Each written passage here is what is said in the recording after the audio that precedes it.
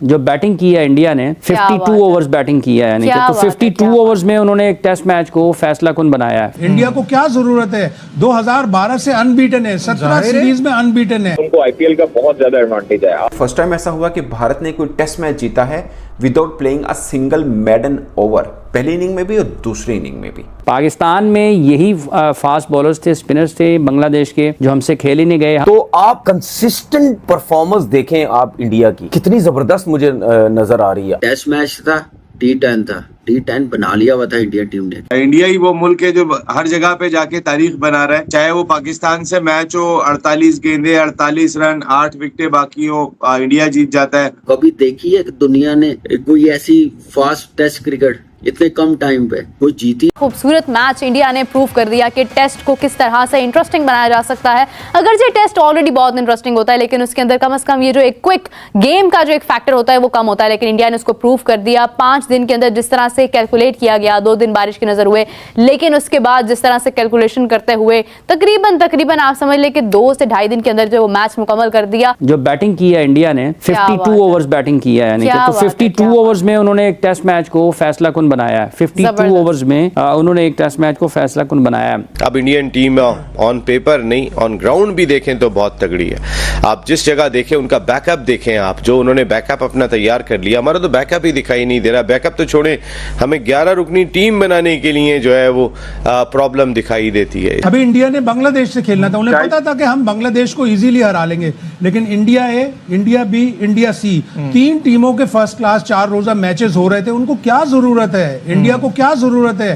2012 से अनबीटन है, 17 सीरीज में अनबीटन है। भारतीय टीम हमेशा से ही अपने नए बैटर्स और नया टैलेंट प्रोड्यूस करती है। उनको आईपीएल का बहुत ज्यादा एडवांटेज है। आप देखिए उनकी जो डोमेस्टिक है वो एक प्रॉपर एक चैनल के थ्रू आती है। हमारे पास जैसे डोमेस्टिक में लड़कों को नजरअंदाज किया जाता है, वहां पर ऐसे नहीं है। वहां पर रणजी ट्रॉफी होती है, फिर उसके बाद वनडे कप होता है, फिर उसके बाद एक आईपीएल T20 के लिए खास तौर पर एक बहुत बड़ा प्लेटफॉर्म है। और इसी तरह होता है जैसे कोई आईसीसी का बहुत बड़ा इवेंट हो रहा है। कानपुर टेस्ट में टोटल 173 ओवर हुए, जिसमें से 121 ओवर बांग्लादेश ने खेले और महज 52 ओवर दोनों इनिंग्स में मिलाकर भारत ने खेले और भारत ये मैच जीत गया। फर्स्ट टाइम ऐसा हुआ कि भारत ने कोई टेस्ट मैच जीता है without playing a single maiden over, पहली इनिंग में भी और दूसरी इनिंग में भी। ये बहुत बड़ी बात है कि आप टेस्ट मैच जीत रहे हैं, एक भी मेडन ओवर नहीं खेला है।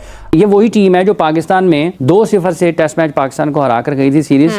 इंडिया में यही टीम 2 टेस्ट मैचों की सीरीज यकतरफा मुकाबले के बाद हारी है। पाकिस्तान में यही फास्ट बॉलर्स थे, स्पिनर्स थे बांग्लादेश के, जो हमसे खेल ही नहीं गए। हम 2 सेशन नहीं खेल पाए, उनके खिलाफ आउट हो गए। इंडियन टीम का मेरा ये एडवांटेज जरूर रहता है, जैसा कि हाईलाइट्स में आपने देख लिया है कि इंडिया और बांग्लादेश के दरमियान जो मैच खेला गया उसमें पाकिस्तान के जो साबिक स्पिनर बॉलर हैं मुश्ताक अहमद, उनका रिएक्शन हम आपको सुनवाएंगे कि क्या रिएक्शन उनका आ रहा है। और इंडिया ने बहुत ही शानदार तरीके से सीरीज़ जीती है, इसके बारे में भी मुकम्मल हम आपको वीडियो सुनवाते हैं।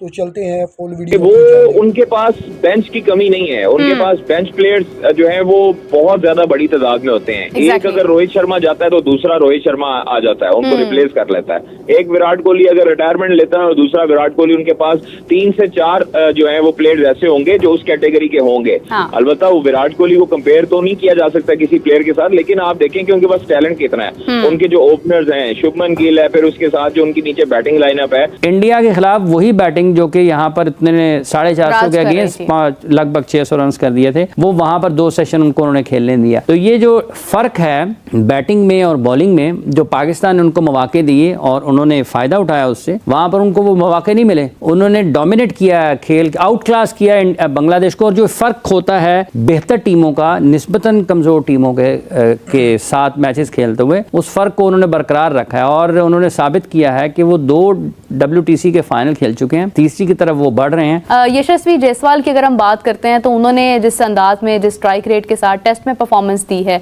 वो भी बहुत काबिल तारीफ। जायसवाल, रोहित शर्मा, ठीक है जी, उसके बाद शुभमन गिल हैं, विराट आ जाते हैं, ऋषभ पंत, KL राहुल, जडेजा, अश्विन, 7 नंबर तक जो उनके बैटर्स हैं, 8 नंबर तक, ठीक है जी, वो सारे के सारे सेंचुरी मेकर आपको नजर आते हैं। विराट कोहली का स्ट्राइक रेट आप देख लें, KL राहुल का स्ट्राइक रेट देख लें, शुभमन गिल का स्ट्राइक, सबके सब 100 से ज्यादा के खेले। के बाद अगर आप इंडियन टीम की बात करें तो इंडियन टीम अगर अभी ये वाली जो प्लेइंग 11 या 15 रुकनी स्क्वाड है तो इसको रेस्ट करवाते हैं तो उनके पास 3 ऐसी टीमें मौजूद हैं जो इनको रिप्लेस कर सकती हैं। वो हर फॉर्मेट में है, वो वनडे में भी है और टेस्ट में भी है। तो आप कंसिस्टेंट परफॉर्मेंस देखें आप इंडिया की कितनी जबरदस्त मुझे नजर आ रही है। ये जो बीसीसीआई की जो कंसिस्टेंट एक प्लानिंग थी उसकी वजह से ये जीते। कंसिस्टेंट प्लानिंग क्या होती है? अगर कोई भी हेड कोच बन गया उसको पूरा टाइम दिया। मैंने नहीं कभी देखा या सुना कि अगर कोई इंडियन टीम का सिलेक्टर है, कोई भी चेयरमैन आता है, पहली तो बात चेयरमैन मतलब यानी ऐसा आता ही नहीं जो मेरिट पे ना हो, सारे वो नीचे से सिस्टम से उठ के आते हैं, ठीक है, उनके चेयरमैन। ऐसा नहीं होता कि जो गवर्नमेंट इंडिया की आती है वो वजीर आजम उठा के चेयरमैन बना देता है, ऐसा नहीं होता। ये जो मैं इंडिया की 2012 के बाद जीत बता रहा हूँ ना, ये भी इसका एक सिस्टम का हिस्सा है कि चेयरमैन जो है वो मेरिट पे होना चाहिए। जो भी बीसीसीआई का चेयरमैन आया उसने कभी भी कप्तान को नहीं छेड़ा, कभी भी उसने सिलेक्टर्स को नहीं छेड़ा, कभी भी उसने हेड कोच किसी को नहीं छेड़ा। दूसरा टेस्ट मैच भी इंडिया ने जीत लिया कानपुर में। टेस्ट मैच था, T10 था, T10 बना लिया हुआ था इंडियन टीम ने, क्योंकि जीतना बड़ा जरूरी था, पॉइंट हासिल करना बड़ा जरूरी था वर्ल्ड टेस्ट चैंपियनशिप के। और मेरे ख्याल से अब कोई टीम भी नहीं रोक सकती फाइनल खेलने से इंडियन टीम को। कितनी बड़ी अचीवमेंट है, तीसरी मर्तबा फाइनल खेल रहे हैं। कोई ये आम चीज नहीं है फाइनल खेलना वर्ल्ड टेस्ट चैंपियनशिप का। अप्रोच देखें, 5वें दिन टेस्ट मैच में फैसला आ गया, जिसमें से 2.5-3 दिन मैच ही नहीं हुआ, टी से पहले मैच खत्म हो गया। इंडियन टीम ने सिर्फ बैटिंग 51-52 ओवर्स की है तो टेस्ट मैच जीत गए। कोई सोच सकता है? कभी देखी है कि दुनिया ने कोई बताते जाए कि पाकिस्तान और बांग्लादेश की जो सीरीज हुई थी उसको भी मद्देनजर रखते हुए पाकिस्तान के साबिक स्पिनर बॉलर सकलैन मुश्ताक जो है वो मुश्ताक अहमद, उन्होंने ये बात की है कि पाकिस्तान की और इंडिया की क्रिकेट में ज़मीन आसमान का फ़र्क है। वही बांग्लादेश की टीम थी जिनको इंडिया ने सिर्फ 50 ओवर में जो है वो टेस्ट मैच हरा दिया है। पहली इनिंग्स में उन्होंने 32 ओवर बैटिंग की है, दूसरी इनिंग्स में उन्होंने 18 ओवर बैटिंग की है, 50 ओवर में उन्होंने मैच हरा दिया है। आप देख सकते हैं कि बांग्लादेश की ये टीम है और पाकिस्तान टीम का म्यार इतना घटिया हो चुका है कि वही बांग्लादेश की टीम पाकिस्तान में टेस्ट फॉर्मेट में क्लीन स्वीप करके चली गई है। इंतहाई बुरी और पैथेटिक किस्म की परफॉर्मेंस हमें देखने को मिली है इन प्लेयरों की जानिब से। वही स्पिनर बॉलर और वही बांग्लादेश के फास्ट बॉलर जिनको पाकिस्तानी बैट्समैनों को खेलने में इतनी मुश्किलात हो रही थी और इंडिया ने इस तरह से उसको धोया है। इंडिया की क्लास दिखी है, हमें बहुत ही आउटस्टैंडिंग परफॉर्मेंस दिखाई है इस इंडियन टीम ने।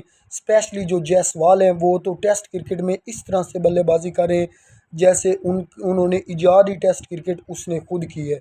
बहुत ज़बरदस्त और ग्रेट बैटिंग करता है वो प्लेयर, युवा क्रिकेटर है और इंडिया का बहुत बड़ा फ्यूचर है। तीनों फॉर्मेट का लाजवाब प्लेयर है, वनडे, टेस्ट, T20 तीनों फॉर्मेट में वो आउट क्लास परफॉर्मेंस दिखाता है और जिस तरह की उसकी परफॉर्मेंस है उससे नज़र आता है कि वो इंडिया का नेक्स्ट जो है वो विराट कोहली और रोहित शर्मा ज़रूर बनेगा।